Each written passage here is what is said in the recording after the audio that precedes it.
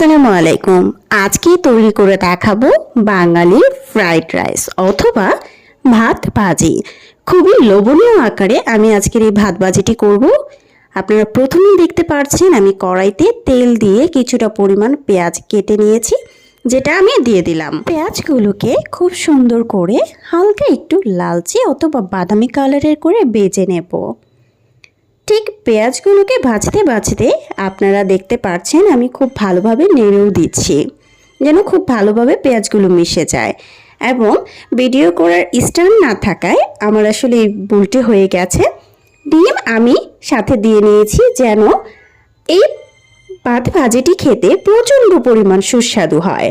এবং সাথে কিছুটা লবণ দিয়ে নিয়েছি পরিমাণ মতো, যেটা ডিম এবং প্রতিটি উপাদানের সাথে খুব ভালোভাবে মিক্স করে নিচ্ছি এবং ভালোভাবে নেড়ে চেড়ে ডিমগুলোকে ভেজে নেব এবং খুবই সুন্দর একটি চমৎকার কালার আসবে, যেটি আপনারা দেখলেই বুঝতে পারবেন যে এগুলো ভাজি হয়ে গেছে।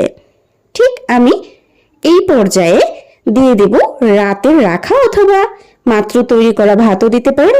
ভাত ভাজিটা সবসময় আমরা পছন্দ করি রাতে যে ভাতটা খাওয়ার পরে থাকে সেই ভাতটি না ফেলে দিয়ে এই পদ্ধতিটি আপনি ব্যবহার করতে পারেন।